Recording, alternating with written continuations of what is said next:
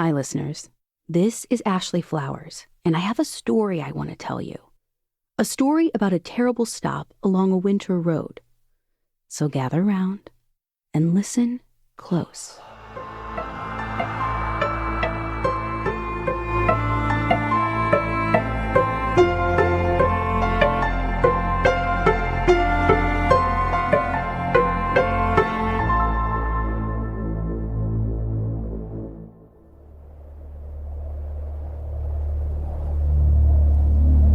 A bitter cold blasted its way through the northeast United States. The snow, already 2 inches thick, became iced over and glazed to a slick surface. A small town that typically conveyed a sense of lightheartedness and joy was frozen in a moment of hollow desperation. And all around, the streets were empty as dusk settled in. This was the exact moment that Leonard Phipps entered Mason, New Hampshire, driving his white Chrysler LeBaron on his way to the Boston airport. The GPS attached to his dashboard was guiding him south on Old County Road, a one-lane, vacant backstretch of road that went on for miles. As he drove past an abandoned car encased in a snowbank, his thoughts drifted to the check-in process at Logan Airport. Packed in a line, rushing to take off his belt and emptying his pockets, there was a comfortable amount of time to get settled in at his gate, but the idea of being corralled like cattle was something he would never get used to. One shoe bomber was all it took to force every passenger to take off their shoes for digital inspection. 2 sweaty, damp lines of well-trodden carpet lay between him and the X-ray machine, and he cringed at the thought of shuffling along the same path, but he was looking forward to his well-earned vacation in the tropics. It was mere moments to a collision when Leonard snapped out of his daydream. He was forced to slam on his brakes as the LeBaron's headlights shone brightly on the tree laying across the road, blocking his path. The car skidded to a halt, and it was another few moments before he could loosen his grip on the wheel. His heart raced, and he took a few deep breaths. "You're fine. You're alive." Leonard repeated these words to himself as a mantra. He couldn't believe the wind chill had dropped to -20 degrees since noon. He figured the tree had been there for quite some time since it was covered in ice. Leonard braced himself for the cold as he left the engine running and exited the car.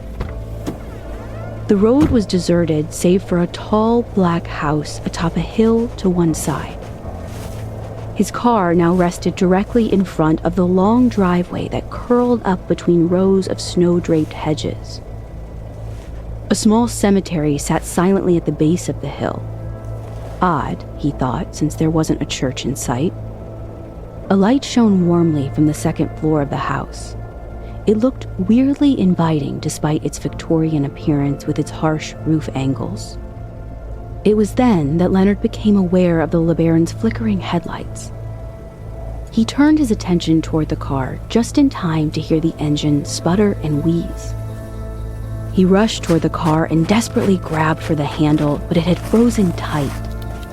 Helplessly, he looked around for another car, another person, anyone to assist in his time of need.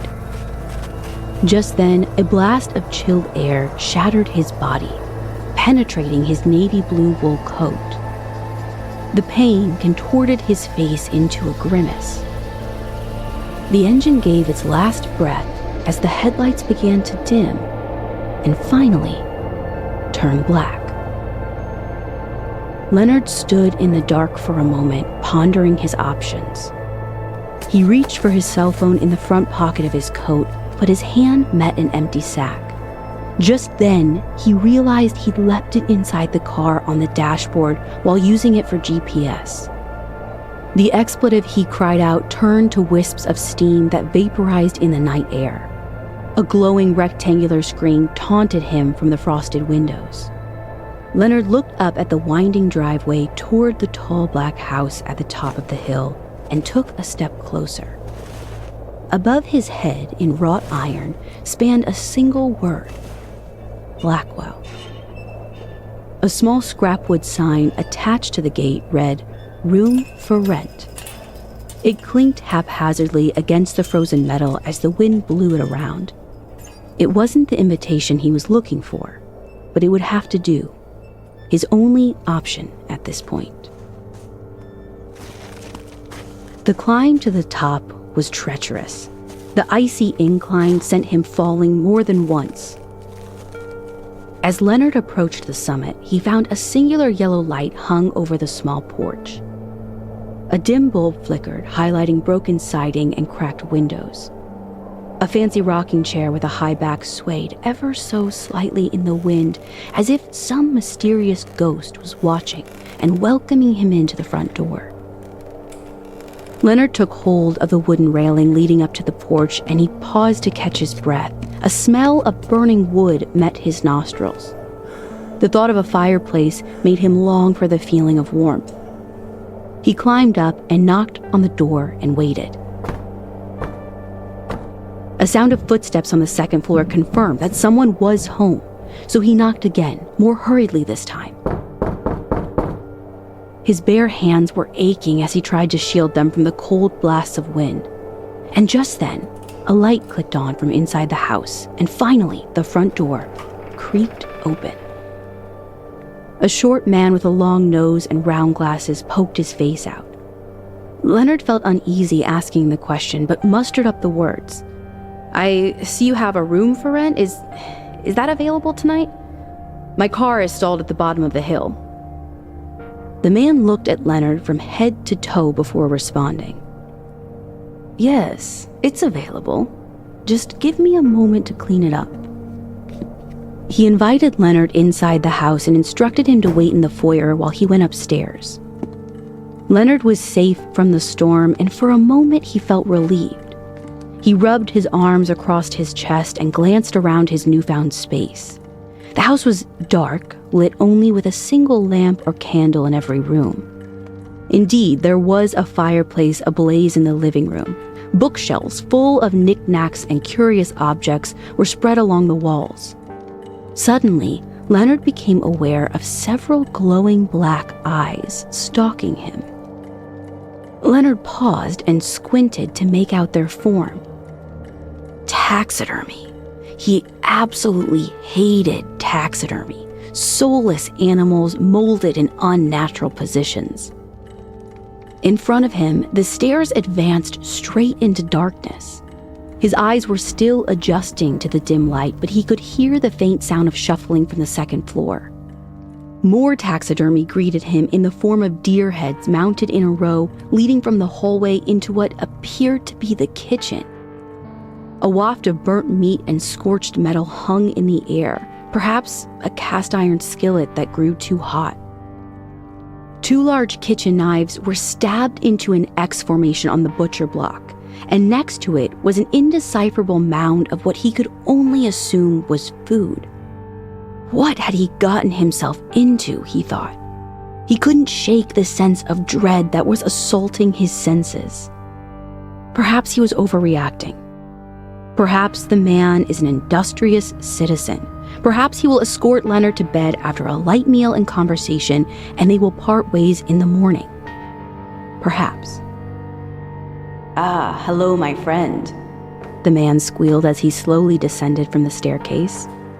"Your room is all prepared for your stay tonight. I hope you find it to your liking. I wasn't expecting company, so I hope I haven't kept you waiting too long. I do apologize." Leonard cracked a smile. "No need to apologize, thank you very much." He eyed the strange man inquisitively as he reached the bottom of the stairs. He was short and disfigured at the neck, with a large hump that pushed his head downward.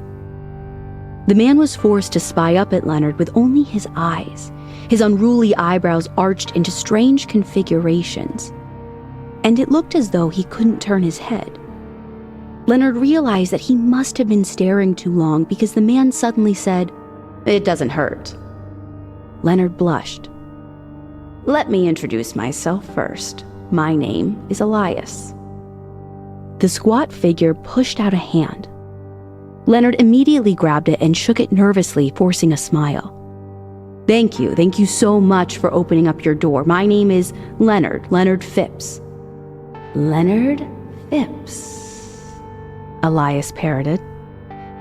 He put his left hand on his hip and a grin washed over him, revealing a large set of square teeth.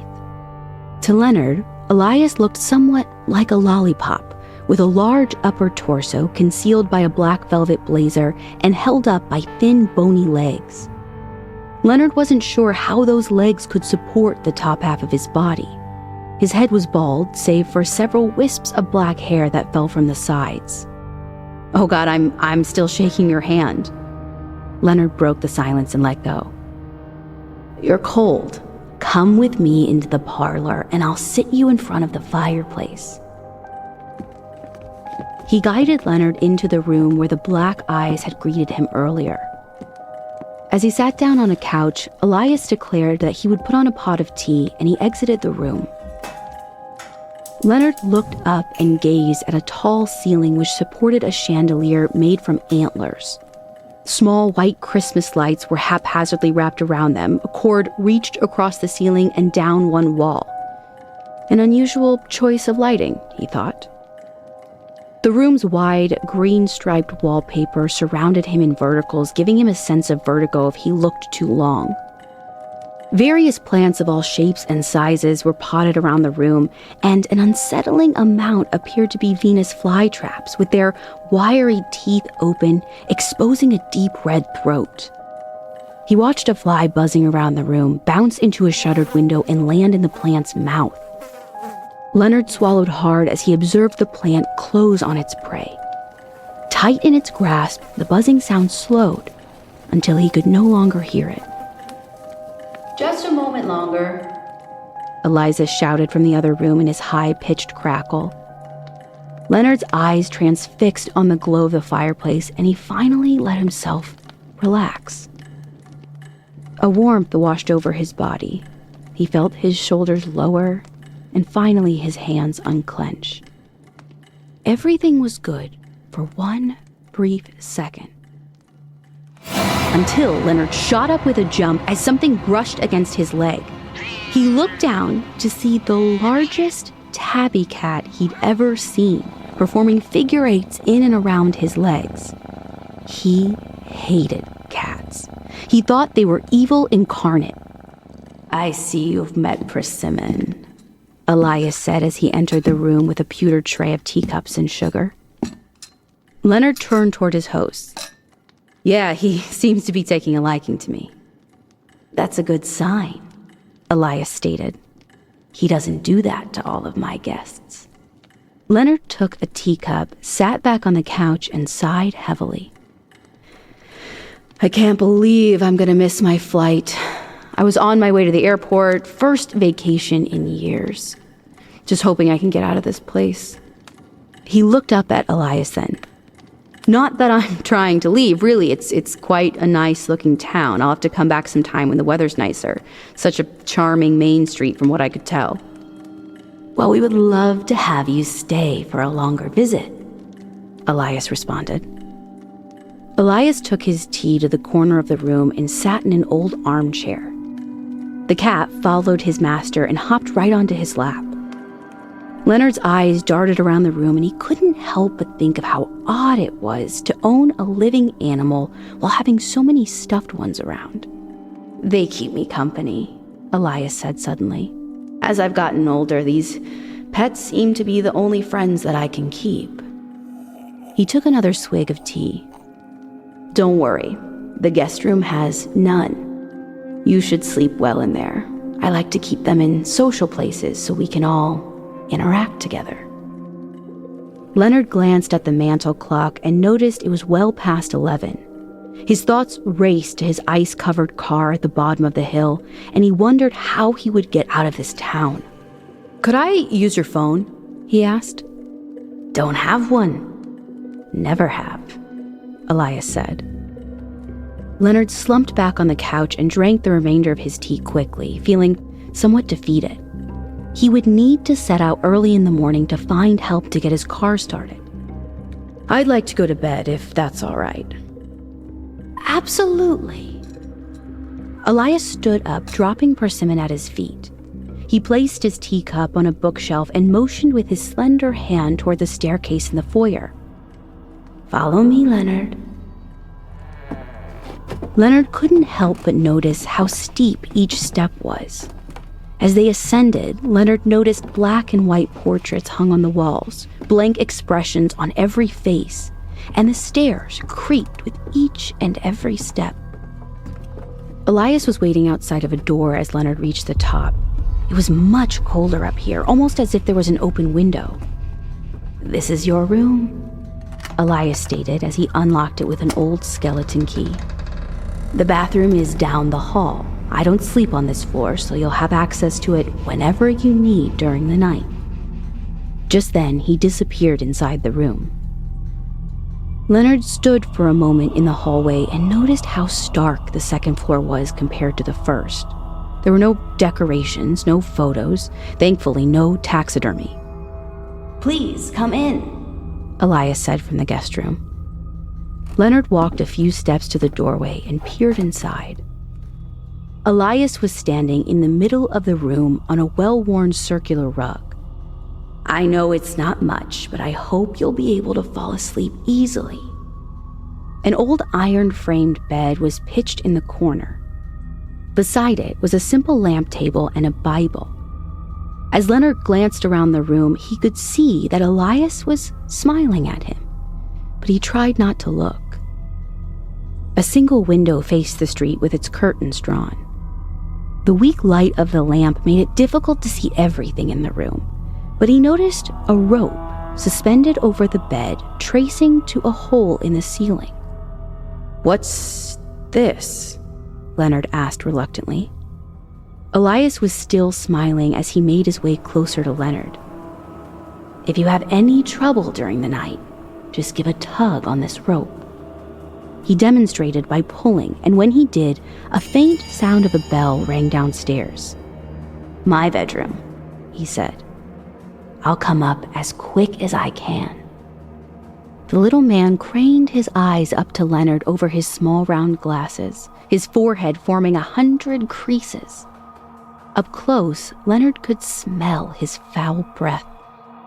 From the corner of Leonard's eye, he saw the curtains move as a draft of air brushed his face.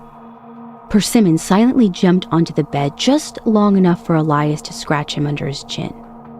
"Good night, Leonard," the short man said as he ambled out of the room. Leonard could hear the creaking of the stairs and let out a sigh. He shooed the cat out as quickly as he could and closed the door behind it. At last, he could finally rest. Leonard discarded his coat and laid flat on the bed. His eyes were feeling heavy, and slowly he felt his unease drift away, replaced with a warm tingle as he gave in to sleep. Hot and clammy, Leonard gasped for air. He felt as though his lungs had collapsed and his heart pounded in his ears. His eyes, wide as dinner plates, desperately scanned the darkened room. Leonard furiously tried to free his arms from beneath the comforter, but they were completely lifeless. His joints were as frozen as the winter landscape outside. He wheezed for air through clenched teeth, barely able to breathe. His blood ran cold as the bell echoed through the house. Just then, a voice spoke in the darkness. "Hello, Leonard."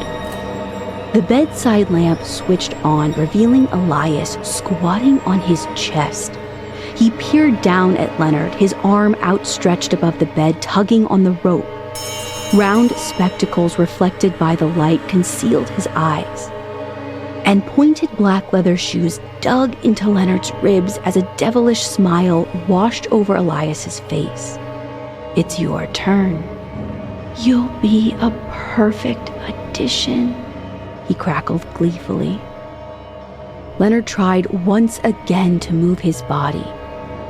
"Oh no, Leonard, it's no use," Elias squealed. "Atropa belladonna. It causes muscular paralysis. You can't move anything." He leaned in close to Leonard and said, "You can't even speak." The tea, Leonard remembered. The two men were nose to nose when Elias retrieved a blood-stained knife from his blazer. Helpless, Leonard felt the sharp blade against his throat, and they stared at each other in silence for a few moments. Startled, Elias's hand jerked, cutting Leonard's chin with a quick upward swipe. A ribbon of blood spat against the wall and stained the bedding. Elias slinked down off Leonard's chest and dashed to the window. Leonard winced as he tried to take in a deep breath. Elias scurried to the bed and grinned at Leonard with a longing gaze. "You will have to wait." Leonard's body lay motionless as Elias pushed the bed against the wall on worn-out metal wheels. To Leonard's surprise, the wall split in two, opening into a hidden room. His eyes shifted quickly to survey his new surroundings. Elias looked frustrated as he struggled to pull the bed into the middle of the room. As he was being moved, Leonard caught the scent of metal and chemicals wafting in the stale air. A yellow fluorescent light blinked above his head, which illuminated the room. Leonard saw tools hanging haphazardly on bloodied pegboards. Rusty trays sat atop desks with drawers half open. Glass bottles with multicolored liquid rested on shelves, and Leonard suddenly realized he was in the middle of a madman's workshop. Elias rushed by Leonard's head into a corner of the room where a long table was set. Leonard watched as Elias placed his knife next to a woman seated at the end of the table. Leonard peered at this motionless woman, her face a ghastly white. Like her, a man was positioned on the other end of the table. The two corpses faced each other in a perpetual gaze, bony fingers holding wine goblets on a dusty tablecloth. Just then, Leonard felt the presence of something else in the room. His eyes strained to see a form in a darkened corner. It was a man, strapped upright to a stretcher, tubes running out of his arms, pumping fluid from a whirring machine. As Elias passed between them, the man on the stretcher glanced quickly toward the guest room and back at Leonard. He was alive. They stared helplessly at each other as Elias walked into the guest room, and then the sounds of creaking steps filled the hallway. Petrified, Leonard strained his eyes around the room, desperately searching for some hope at his escape. The human taxidermy labored heavy breaths through his nose, slowing with each inhalation. Leonard rolled his eyes over to the bedroom as the sound of the front door echoed through the house. Then came a woman's voice. "I'm so sorry to bother you this late. There is this tree across the road and no way else to get around it. So do you have a room available for the night?" "Yes," he could hear Elias saying. "Just give me a moment to clean it up."